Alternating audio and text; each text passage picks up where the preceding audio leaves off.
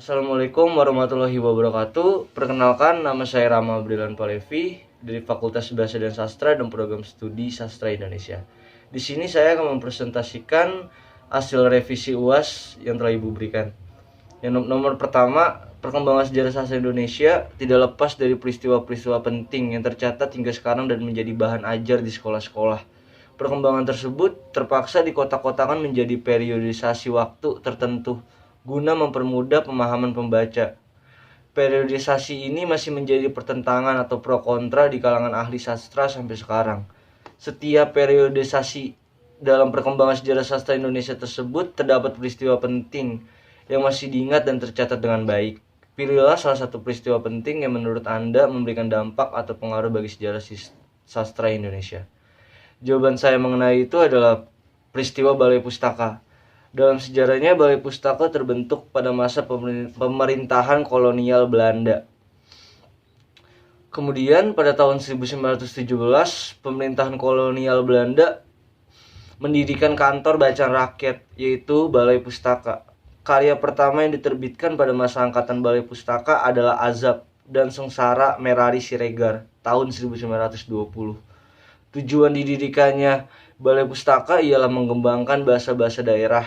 Balai Pustaka juga melakukan berbagai cara untuk mencegah pengaruh buruk dari bacaan yang banyak menyoroti kehidupan, penyajian atau cabul, dan dianggap memiliki misi politis atau liar yang dihasilkan oleh sastra Melayu rendah.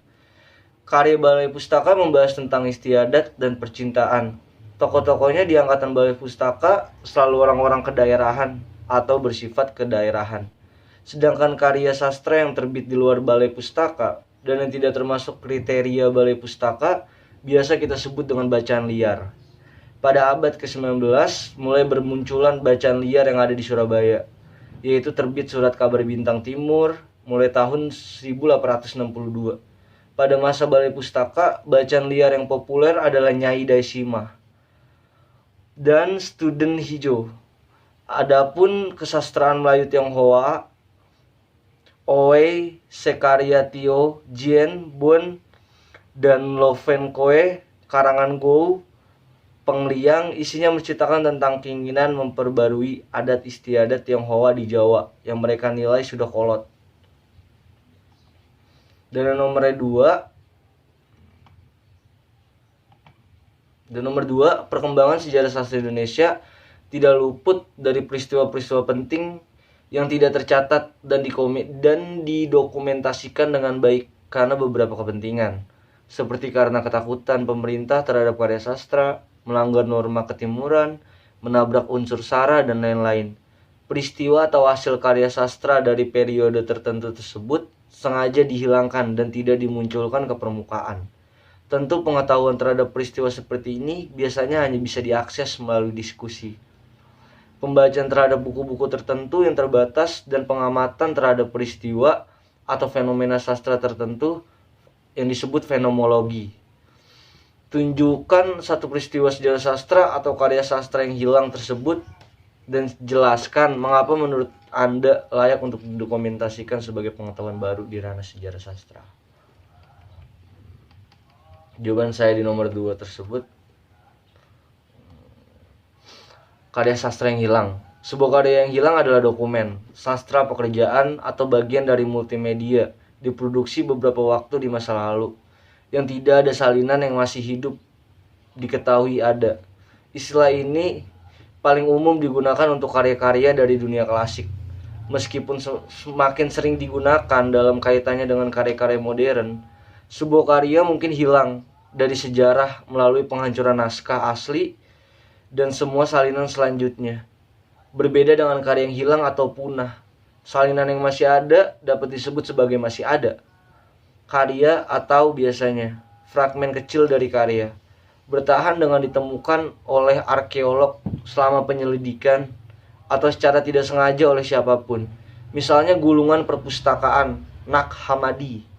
Karya juga bertahan jika digunakan kembali sebagai bahan penjilid buku, dikutip atau dimasukkan dalam karya lain, atau sebagai palimpsest, di mana dokumen asli dihapus secara tidak sempurna sehingga substrat tempat ia ditulis dapat digunakan kembali. Tahun 1822 adalah salah satu penemuan besar pertama dari teks kuno yang hilang dari palimpsest. Contoh terkenal lainnya adalah penemuan Archimedes palimpsest yang digunakan untuk membuat buku doa hampir 300 tahun setelah karya aslinya ditulis.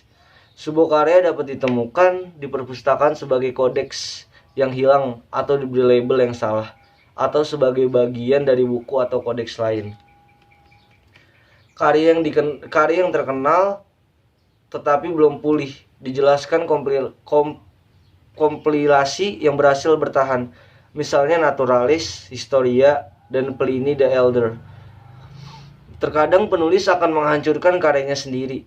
Pada kesempatan lain, penulis menginstruksikan orang lain untuk menghancurkan pekerjaan mereka setelah kematian mereka. Ini harusnya terjadi dengan beberapa bagian, tetapi tidak. Misalnya Virgil's Aeneid yang disimpan oleh Augustus dan novel Kafka yang disimpan oleh Max Brod. Salinan manuskrip tulisan Tangada dalam jumlah terbatas sebelum era percetakan. Penghancuran perpustakaan kuno termasuk berbagai upaya yang dilakukan oleh Alexandria, mengakibatkan hilangnya banyak karya yang tidak memiliki referensi berikutnya tetapi tidak diketahui. Sekian revisi UAS yang telah saya jelaskan, kurang lebih mohon maaf. Assalamualaikum warahmatullahi wabarakatuh.